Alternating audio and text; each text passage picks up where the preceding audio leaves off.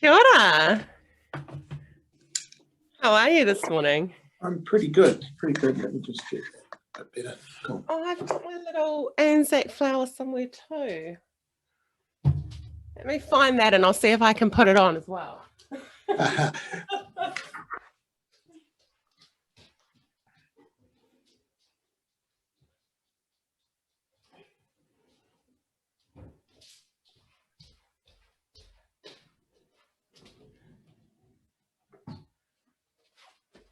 thought I knew exactly where it was. How's that representing? Well, I when I was buying my morning coffee, which I've just got here with me, they were right on the bench, and I thought, well, I don't always buy or wear one, but yeah,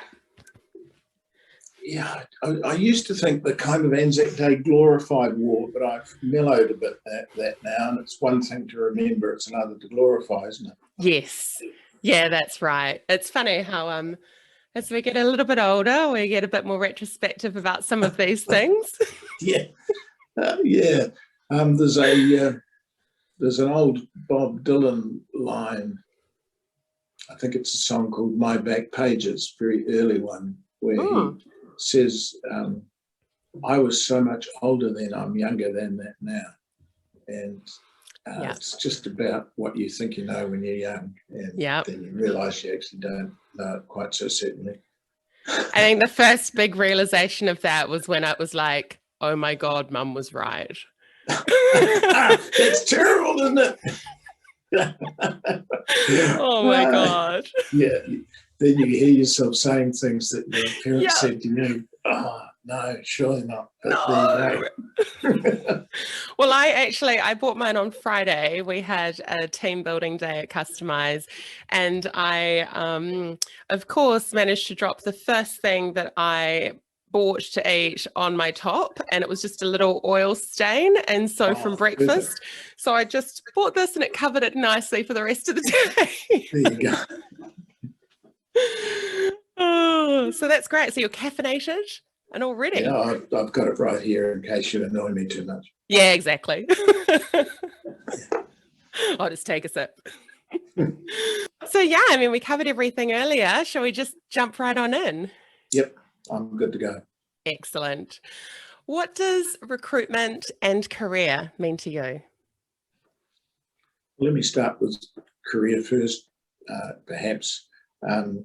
I haven't had a career. I've kind of had a series of accidents, which happily enough for me have worked out okay. But a career, I think, is something that ideally you plan or at least think about. And I've been I haven't done that. It's worked out for me, but I don't think one should rely on it working out that way. So a career to me is how you plan and what you do during your working life. And I think, like most things, if you think about it ahead and create something for yourself, it will be more satisfying for you and you'll do it better. It doesn't mean it won't change. I mean, my father worked all of his working life for one organisation from 15 to whatever age he was when he retired. And it wasn't that uncommon in his day. I don't think anyone today could rationally be thinking that way, and I don't think they should. They should be thinking about a lot of change ahead of them and how they cope with change. So that's the first thing. That's what a career for me is the planning with flexibility of what you're going to do with your working life. Recruitment, I'm kind of equally ignorant of because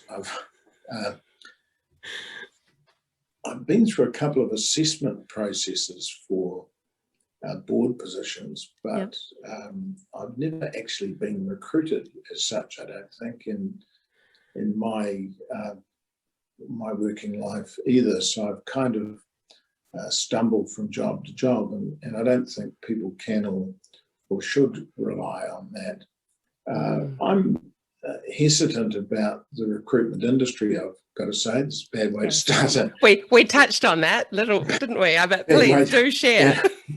Bad way to discuss it. I think that the recruitment industry, as I experience it in New Zealand, is pretty much a paint by numbers system.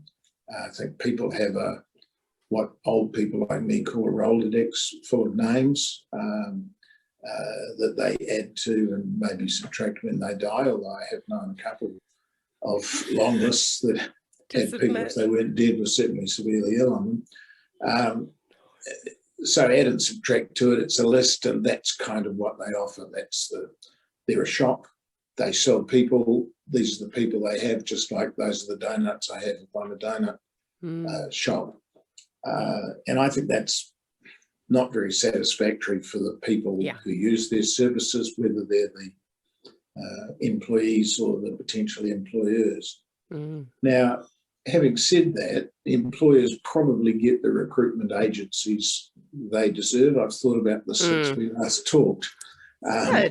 So I think that as a broad criticism of employers, and I mean myself and people I work with in that as I've reflected on it, are probably not very good at defining roles or defining how roles will change or defining the kind of people who are most suited to that. And therefore they probably often ask the wrong questions of a recruitment agency. So if you've got two people who are not thinking properly about the issue, the chances that they're going to reach a good outcome are quite small, aren't they? Yes. So we're both pretty lucky. I think most appointments are probably okay, but I don't think we do it on either side as well as we could. Yeah, some great points to talk about there. So I wanted to start with the experience with your father. My father was exactly the same. He worked in the same role from when he left school. He was a bus driver and worked on the yellow buses for all of his lifetime.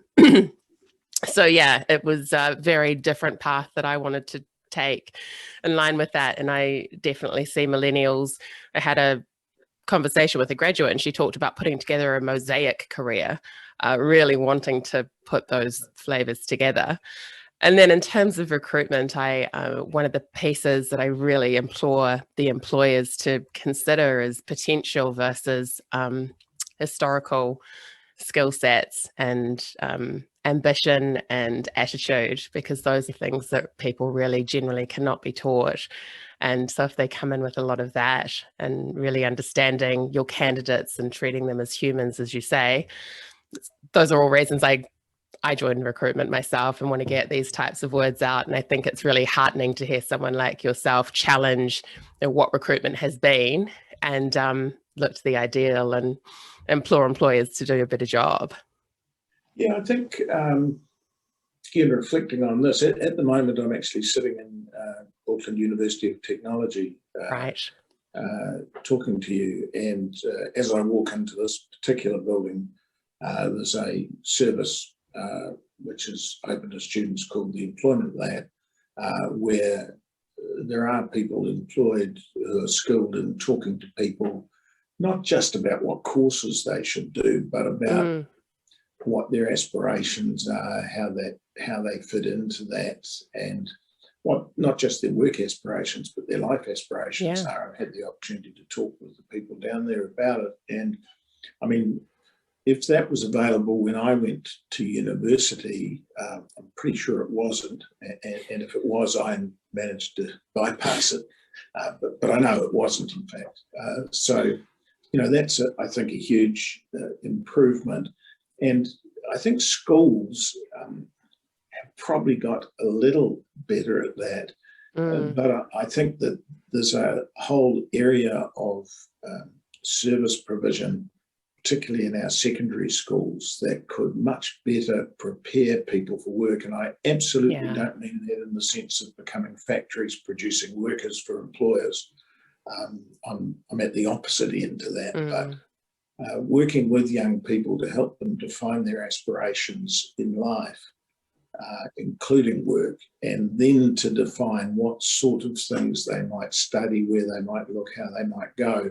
I know schools try to do that, but they're desperately under-resourced to do it, and probably the system isn't really flexible enough to react for every student to that.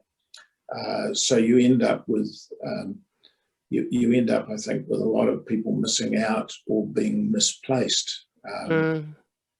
AUT, actually, this is not an advertisement for AUT, but it's just on my mind, out at South Campus in Manukau,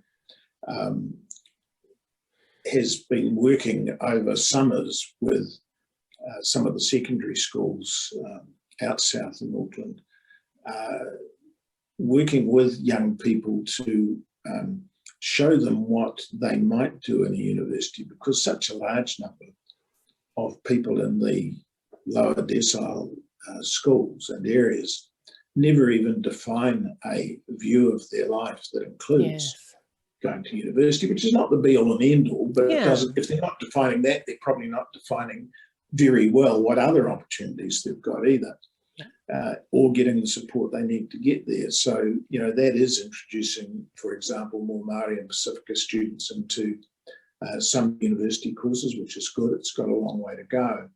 But I think there's a whole area there of helping young people to think about work and life, and to prepare themselves for working life better, that we don't currently do very well. So agree. That's, I guess, just a resource question. But if you haven't done that, then when you come along to your recruitment agency saying, I think I want to be this or that, you probably wasted quite a few years in terms of getting ready for this or that, or even knowing what bit of this or that suits you, haven't you? So I would like to think that we would take our thinking about jobs and recruitment back into the earlier years and not see it just as a workplace thing. Yeah, I've got a 15-year-old son. So, I think having exposure under the hood, I talk about this with mentees, exposure under the hood of what jobs actually look like, so that they can be more prepared, because there's also that consideration of that's the job I want to do, but they don't recognize the realism of what that role actually is or what they will need to perform it. Yeah, and I mean, don't want to put it all on the young people or the education system either. Employers are a bit reluctant to think about the people they're going to employ. They would rather think about the jobs they want done and then try and find people to fit them, or sort of fit them. So we're probably not very good about thinking about job roles in most of our organisations. They're pretty rigid, the systems we use, particularly in larger employers. And I know it's a difficult problem to match individuals to roles, but some of those old systems that are still being used a lot. Again, I'm not advertising for anyone or criticising anyone, but things like all those Hayes points things, defining roles, and I know there are others around. They are pretty rigid. Yeah, we've talked on that before. We could do better than that. I think so too. So being that you're at AUT at the moment, this next question kind of links into this whole piece. You originally believed you would pursue a career as an academic. So how did that pivot into union work change your trajectory? And have you got any regrets around that or any of your direction shifts during your career? Oh, crikey. It's a big question. Look, I sometimes think I wish I had stayed in a university role. I didn't like teaching much, but I see some people around here, who have got mainly research roles, and I think, wow, that doesn't look bad. That could have been me. That lifestyle, yeah. So I do occasionally have that feel. But look, I transferred into union work really as a result of a random meeting with some union people when I was involved with, I can't remember now whether it was an anti-apartheid or an anti-Vietnam War process I was involved with at the time, but it was one of those, I think, Committee on Vietnam, and meeting and drinking with a group of trade union people. They suggested that, given that I was teaching economics, I might well help them with a view of how the road transport industry worked. And I did that and I found it really interesting, and I loved the involvement with the people concerned. And it just kind of escalated from there to becoming a full-time occupation, and then broadening out from being a researcher to being an activist, and I guess what you'd call a leader, but certainly someone in a leadership position. So, that certainly wasn't a career plan. Yeah. Wasn't recruited for that. In terms of roles I've taken on, look, I've regretted most of them at some stage. Brilliant to hear. When they got harder and things, and some have been unpleasant experiences. Some have been enjoyable. I've in each of them there's been an intellectual interest which kind of drives me as the kind of, how does this work? What's it about? Lucky to have a whole series of those things of trying to find out what went on and hopefully making some contribution. So yeah, I've regretted events. Have I regretted taking on any particular jobs? Not a great deal. You can always move anyway, Yes. There's very few jobs these days where they actually lock the door and won't let you out. Yeah. I've shared that view before too, around you really get to make the choice. So there's a difference between venting around an event in a role or in an organization and working towards solutions around that, or sitting and whinging and making no change and deciding to continue to stay. So I'm an advocate for the first, vent, and if the solutions you're presenting aren't making the change required, move on. I'm not a tree with roots. Yeah, I was making the point the other night at an Institute of Directors meeting. Yes. Where they were silly enough to invite me to talk, and directors often say, "Oh, the risks are going up," or this or that. We've all got little quizzles about our job, and I made the point that my observation was there were far more people standing outside the boardroom wanting to get in than there were people standing inside the boardroom wanting to get out. And that must tell you something. Yeah, no, that's fantastic. That leads on really well to the next question, because I know you've talked about New Zealand needing more women on boards. And in my recent graduate panel session, one of the attendees, Maddie, also mentioned that companies and boards say they want more young voices, but not necessarily young people. So how can organisations better bridge this gender and age gap in governance? Well, let's deal with the gender one first, if I can, because I think they fall into different categories. Absolutely.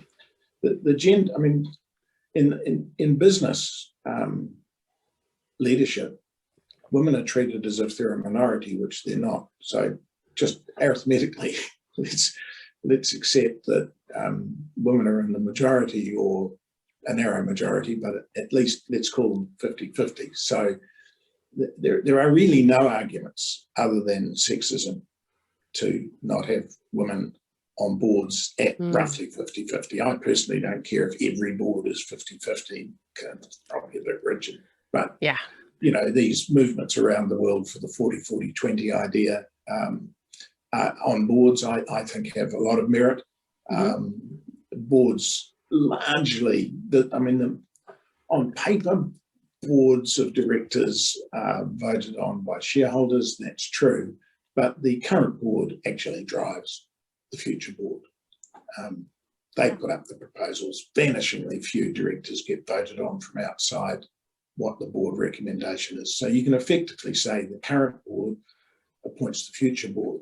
Now, I think you can probably immediately see the flaw in that, because we all do people like us, and then when we do appoint women, we tend to appoint the women who are most like a man. It's not a criticism of women on boards. There are some wonderful female directors, but they've had to fight through that process of a board looking around and saying, well, we need, I think it's in My Fair Lady, Professor Higgins has that song where he says, why can't a woman be more like a man?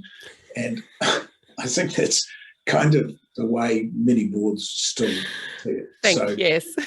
I think that's just got to be stopped. And to me, I think we're very close to quotas on large company boards, and I think we have to, because it's not moving fast enough.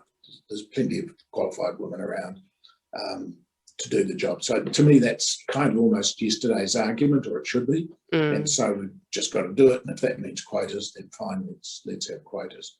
There's been a quota forever, which is just a quota of 100% old white men. So all we're really doing is changing the quota. Yes, that's a great way to look at it. The ethnicity is another issue, and ability, disability, different kind of perspectives. Boards need that. I think that's probably harder to quota for. I'm not saying I wouldn't quota for it in some situations. I think we probably should and could, but I think it's harder to have sweeping quotas. Businesses have different things they're doing, different people they're employing, different customers they're serving. So the aim should be to have stakeholders, whoever are the stakeholders in a particular activity, reasonably represented on the board, is what I would say. And if someone says to me, well, that's not happening, we've got to have a quota, I'm pretty relaxed about that, but it's just slightly more difficult. On the young people, it is a bit harder, because really young people have a lot to offer leadership. The board is not entirely about leadership. In board situations, you are applying experience of work and of the industry to a significant extent. So I think it's hard for a really young person, and basically they're all young to me. I'm feeling that way at the moment too. I'm talking about people in their 20s who would probably see themselves as young. I think it's harder in most boards for them to feel they can contribute, and probably to contribute in the boardroom. I do have some young people of that sort of age come and say to me, I'd love to get on a board. How do I get onto a board? And I think kind of makes me sigh, because if the best thing you can think of when you're in your 20s is getting onto a company board, it's pretty bloody sad commentary, isn't it? I mean, I had a lot more interesting things I was doing in my 20s than that. I thought they were at the time. But we do have to find a way. So I think it's more about exposure too, isn't it? People in their 30s and 40s, you do not have to be at the end of a career to be a good contributor to a board, which was kind of the old pattern. We're moving a bit away from that, and I think we could move forward. So I think people reasonably early or in mid-career, mid-working life can contribute significantly and gain as well. So we could certainly move that age range down substantially. But we all need to find better ways of communicating to and from people in their teens and 20s for economic reasons, because there's significant consumers and significant parts of the workforce, but also that is where the ethos of the world is moving. It's always moving to its young people. So any kind of business activity needs to understand that and to be able to access it and pick it up. I suspect that's not necessarily done best at the board table. That's one thing. I think it's probably opening up the business at other levels to those expressions and making sure the board has a mechanism for hearing them. Don't necessarily think it has to be that you have those people represented. Now, having said that, I'm certainly not opposed to having a young person on our boards. I think it's harder to make it work. Yeah, you've touched on an important part there. I look at the 20-year-olds of today, and with my work at Her Career and working with entry and mid-level women, and also through recruitment, young graduates, there is an amount of competition which has increased in ambition, which is, it feels different from what it was in my 20s. And, that I know that was a reasonable time ago now. However, they are looking for the next thing, and it's more about this exposure so that they can take those career planned steps. So it's how do we enable that exposure and understanding of process so that they can gain that experience while not necessarily having the responsibility of the governance role. So, there should be some intermediary in between that allows that understanding, that knowledge to be gained, that then when they step in potentially at later 20s, 30s, etc., they've got a feel for it. We don't have a silver bullet. By and large, the future's not being created in boardrooms. No. The task in boardroom is to stop boardrooms just recreating the past, but that doesn't mean that they're naturally the kind of place that the future is being created. It's where young people should be really focused. Yeah. In the mid-80s, when you left the unions, you shared how you were diagnosed with cancer, became very depressed, and were consuming a lot of alcohol, all while still functioning at a really high level. We know COVID increased drinking habits and put people under all types of work from home stresses. So I was really curious about how you got back on track from your challenges and what advice you would give others that are struggling with that balance now. Well, your description is quite right of the state that I was in, and I managed to function in that way for probably an unreasonably long time. Shouldn't happen, but there are, high functioning depressives, high functioning alcoholics, high functioning this and that. That might be to some extent a reflection on culture and senior executive and boardroom levels, but it's not, certainly wasn't uncommon at the time, and I think not uncommon now. Yeah. From my point of view, I keep saying, why didn't someone tell me this was bad for me before? The truth, of course, is that they did. They did. This is resonating with me, this question. That's why I wasn't a real good listener. So, like many things that happened in my life, the biggest change in that respect for me was meeting a guy called Dave Latelli. I met him at a function at SkyCity, which was for a really good group of Pacifica people who had asked me to help them with a fundraiser, and we were.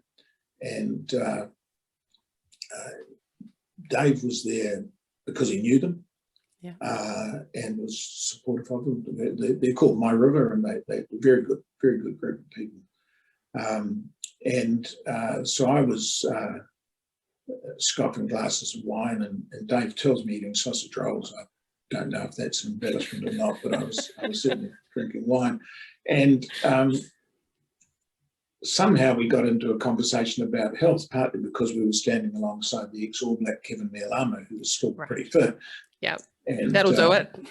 Yeah. I'm standing between these two really fit guys. For some reason, they turned the discussion to health. I can't think why. And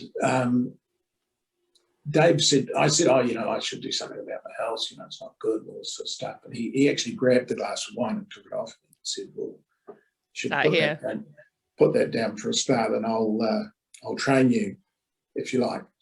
And I said, oh, yeah, great, yeah. He said, I'll see you at 6 o'clock in the morning outside. So we both turned up at 6 o'clock in the morning, both thinking the other guy wouldn't be there. And we were. Anyway, so we headed upstairs to the, I thought, well, we'll go into the SkyCity gym, which I had a key to. Not a frequently used key, but I had one. And we got up there, and Dave had a look around, and I said, so what are we going to do? He said, well, we're going outside. We don't work out in gyms. Only white men work out in gyms. Which is not entirely true, of course, but it had the desired effect on me. And it was raining and cold. And I was feeling this was a bad idea already. Anyway, we went out and his idea was that we would run up Liverpool Street, which is quite steep. Yeah, I know it. And we did manage to get up. I couldn't claim to have run, but we walked up it and walked around a bit. And then he took me down and we did some press-ups on the benches outside SkyCity with various SkyCity staff walking past and either laughing uproariously or trying to hide that.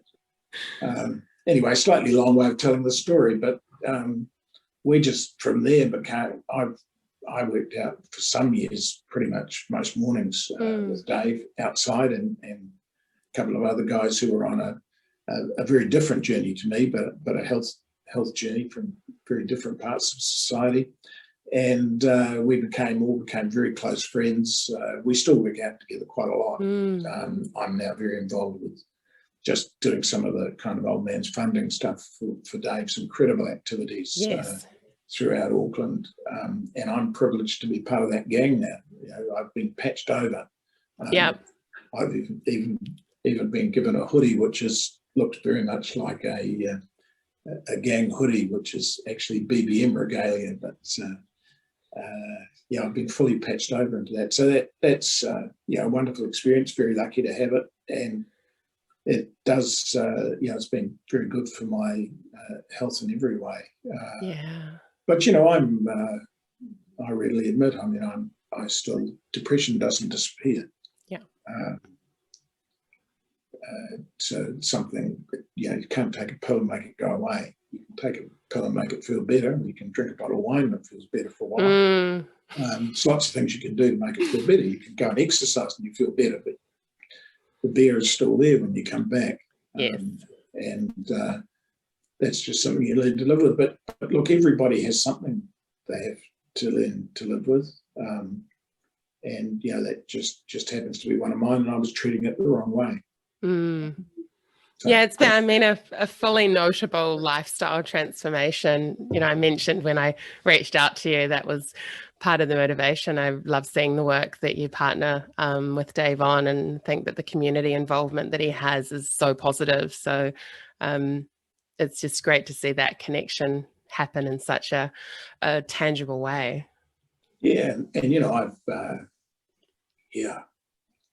I've just gained so much from that whole community of people. And one of the things I reflect on a bit about that is I really did enjoy the union world and the relationships I've formed, close relationships with a lot of working class people.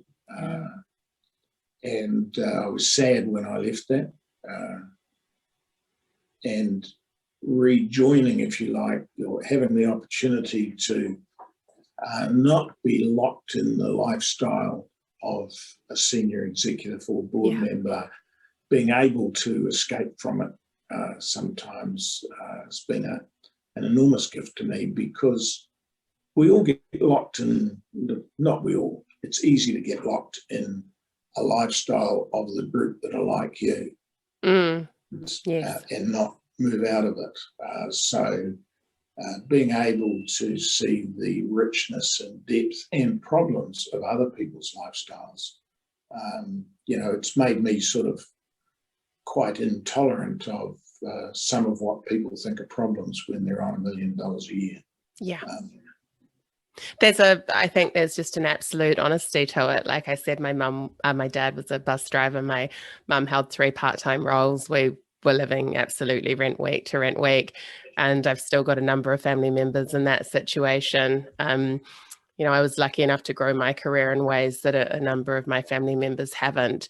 And there is that conversation around those people that you surround yourself with. And yes, that should be aspirational, but you also need some reality within that sphere. I'm not dewy-eyed about it. I was chatting to some people a few years ago now about the differences across the whole range of society that you might mix in. And I expressed the view then, and it's still my view now, that the proportion of great people and bastards doesn't change an awful lot across the various classes in society. Just got to find the great people. And you might hope that it does, but it doesn't a hell of a lot. yeah, that's very true. So what makes you unhappy about how some businesses or leaders operate, and what makes you most hopeful? Look, obviously I worry about some of the bad things that businesses do, the exploitation, the environmental things, etc. I'm not belittling those, but I worry about those bad things that we do, because so much of what we do is done through business. Therefore, a lot of the bad things in the world have a business connection. More nowadays, I am a bit sad that we don't take advantage of the great opportunities that the workplace and business create as well. Right.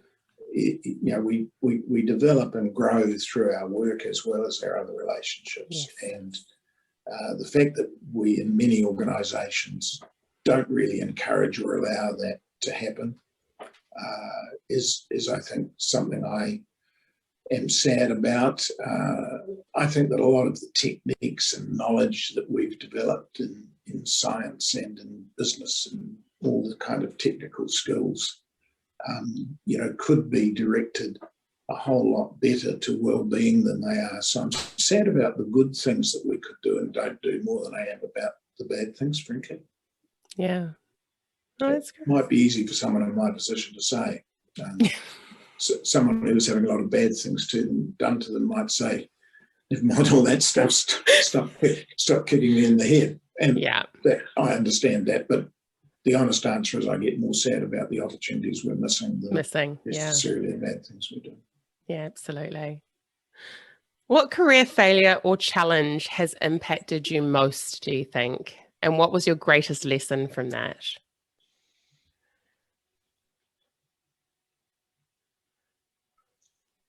Frankly, it's a long time ago, but my recognition personally that I couldn't cope and I wasn't really fitted to the trade union role that I was undertaking was the hardest realisation, and it's continued to impact my life since then. So recognising that I was doing something that I loved, I thought was valuable and still do, but that I couldn't cope with it, couldn't do it, was still a source of stress and sadness, etc. to me. No one else cares about that, nor should they, because I've gone on to be fine. But that's the biggest thing. And what it did teach me, though, was that that you could change, you could shift your focus. Some people would say I shifted it from good to evil, and others might say I shifted it from evil to good, for all I know. But the point is you can shift it. You can move on and do other things and develop yourself in other ways. So I think that's an important lesson to have. But certainly that was the biggest change that occurred in my life. Yeah, I think it's interesting because sometimes those things happen internally where you have that realization, or I've spoken to a lot of people post-COVID that were disestablished, and that wasn't until 3-6 months later, or that they're in a new role, that they realized how unhappy they were in a particular role doing something that they thought they loved or were good at, and then they have this whole new opportunity to do something else. So it's really interesting when those realizations come up and how they can be affected dependent on what happens with your next step in your path. Yeah, I do really wish, when I observe people, which I do in sort of a number of walks of life, doing something they're good at, fitted for and passionate about, I feel a bit jealous. That's not a nice thing. I should just feel admiration, shouldn't I? But it's very human. It's very whole human, Rob. I also do feel jealous because I've never really had that, I don't think. Right. It's interesting because I in my last 2 roles, I don't believe there was a complete culture alignment to my values and beliefs.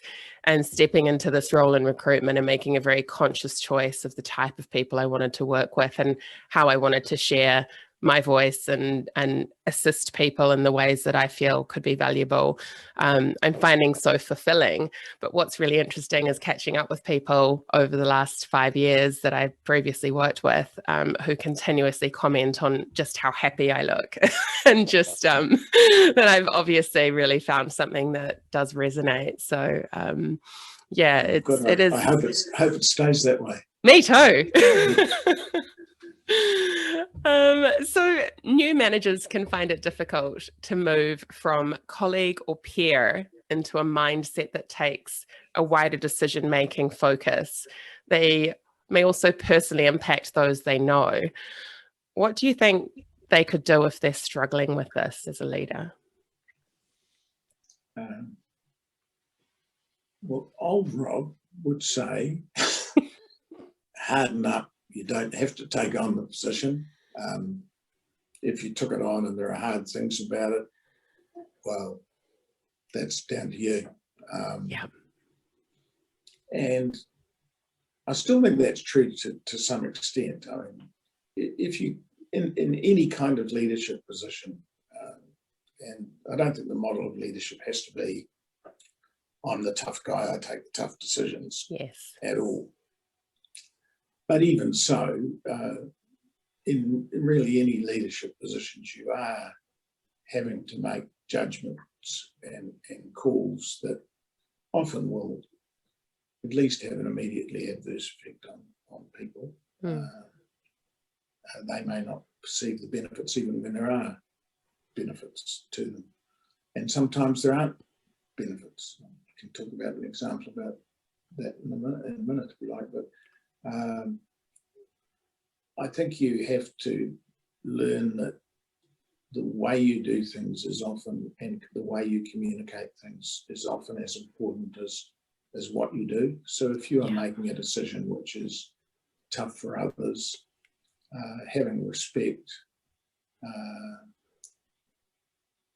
A chap called Francois Barton, who is a leader in work safety in New Zealand, had a discussion with me the other day about some of these things, and he made the point, I'll quote Francois because I can't remember who he was quoting from, that the key thing in all relationships, and particularly in work relationships, was dignity. He thought we should talk more about dignity than a lot of the other phrases we use, and I think it does resonate with me. So I think if you frame your decisions around the dignity of people as they perceive it, their personality, their position in life, and yours, then I think you can reach decisions and communicate in ways that enable the world to keep moving and turning and hopefully improving.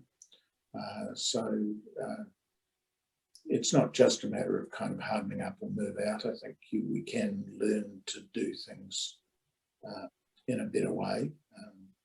A lot of life is painful, isn't it? Yes. It is. You're not going to be able to eliminate pain for yourself or others, but you can certainly improve the way you handle it. And it's deciding what you really want, as being a manager, what you really want. I think we did a session with Catherine Blinkhorn of Microsoft, and she made a decision to step out of a management role back into an executive role, and shared that with our young woman, and about that consideration of, does she feel like a failure? Does she feel she's let people down? That responsibility. But there's also a bravery around appreciating that for her life, where she was at that point in time, that wasn't the right fit. So yeah, there's a lot that you need to consider. I think often the people that want to make decisions about other people's lives are exactly the people who shouldn't. Yes, that's the problem. I agree with that. The ones that kind of reluctantly end up in a position where they think, oh, actually, no, okay, I've got to do this, or that people naturally look to be leaders, is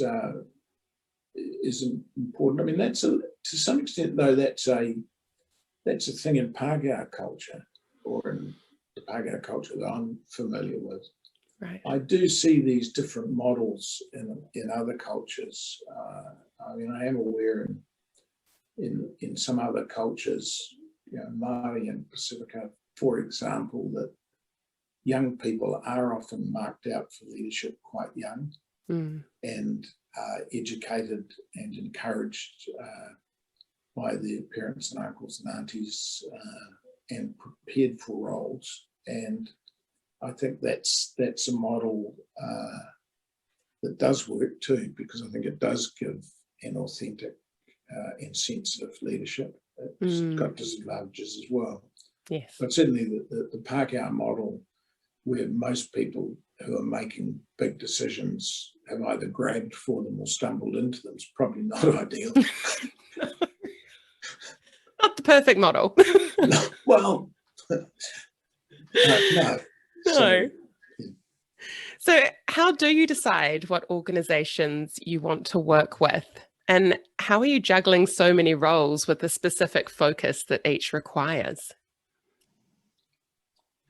How am I juggling it was probably for others to judge. From my point of view, having lots of different things to think about is helpful. Yeah. My mind intellectually kind of likes to jump from thing to thing and to focus on it and try and draw out of one what is helpful to the other. I think I do okay with that. Look, I'm very lucky in that I really take on roles that do interest me or challenge me. Yeah. So I don't take everyone I'm offered by any means just because I can't. I'm not very good, I'm not sure many of us are, I'm not very good at letting go of roles. Yes. I've really got to force myself to do that. I do, but... Is it a sense of responsibility or what you've grown with there? What do you think that is? I'd like to say it was a sense of responsibility, but it's probably more about personal loss than responsibility. I love the honesty, Rob. Yeah, I mean, things that are familiar and you're still kind of reasonably enjoying, it's not easy to give up, but sometimes, you know, you just have to. In direct roles, there's this kind of informal 9, 10, 11 year kind of role isn't long enough term, and I think probably it's more than enough. My experience would be that there's diminishing returns to what a director contributes in most situations at around about 8 or 9 years. Right. I think you tend to get probably a bit comfortable.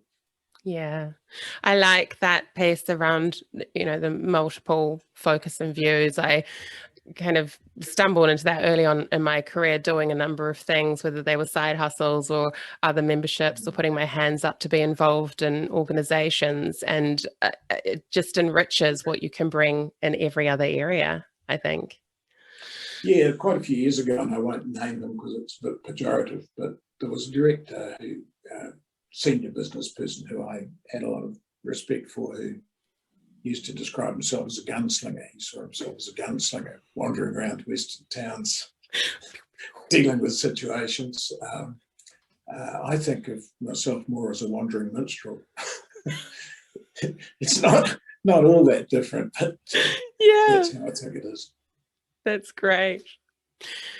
So what's the legacy you want others to remember you for as a leader? I hope they don't. I hope they're more focused on what's going to happen ahead of them than what happened in the past. I'm not interested in legacies. Love that. That's great. Because we need to take responsibility, right? Take some learnings and move forward. Use them well. Yeah. So the next person's job, not mine. Yeah. If they're looking backwards, they're going to make some pretty bad mistakes, aren't they? Well, you can't drive forward looking in the rearview mirror. So, what's one piece of advice you have for candidates? Are you really sure you want this? I think a lot of people who are candidates for boards or even senior management positions, where I get involved these days, I think often they think they want it, or they think they should, or they think something. Yes. So the real big question everyone's got to answer is, do I really want this? Do I understand it? Do I really want what it means? So often people get into those positions and find they don't. So better off to make that. So that's the key decision. If you really want it and you're capable, you do a good job, won't you? Yeah, absolutely. I think the other thing I like to say to people is, whether you get it or whether you're not, very few people are uniquely qualified for any job. Yeah. There are multiple people who could have got this job that you've got, but equally, if you'd miss it, doesn't mean you weren't well qualified for it. Yeah. So, yeah, that's the message I do try and leave. I know it's a disappointing time for those candidates that don't necessarily secure that role, but you're absolutely right. Sometimes it is so close and it is such a difficult decision, but they leave so crestfallen.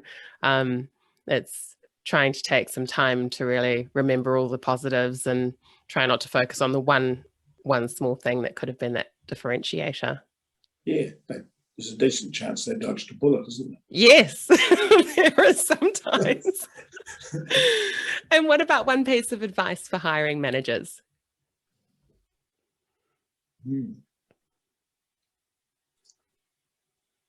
I think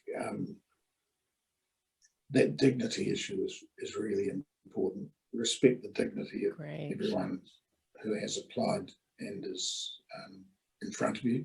And have some humility, recognise that some, I was going to say 50%, I don't know the proportion, but some decent proportion of the time you're going to make the wrong choice. Yeah. And carry forward with that. You might do quite well if it's 50-50, in my experience. I'm not a good judge of how people will be when I appoint them. I sort of hope. All right. I hope other people are better than me. And it's people are complex. And then it's not just the person you're employing today. There's obviously their life that happens in the background and so many other variables that can affect. I've got a tendency to be like Oscar Wilde, who once said that people who don't judge by first appearances are awfully shallow. And I think that's a problem I have. Right. Well, we're rounding up now, so is there anything else you'd like to share? Last words or a story from your career? No, I probably shared too much already. Yes. So look, no, thanks for the opportunity to chat with you, and good luck with the work that you're doing. I love your enthusiasm for it and the thought you put into how you do it, which is absolutely critical in any job. So well, good, well done. From you, that's high praise indeed. So thank you very much. I'll let you get into your day. I really appreciate it, and I'll tag you in, as I said, and we'll see you soon. Okay, thank you. Bye.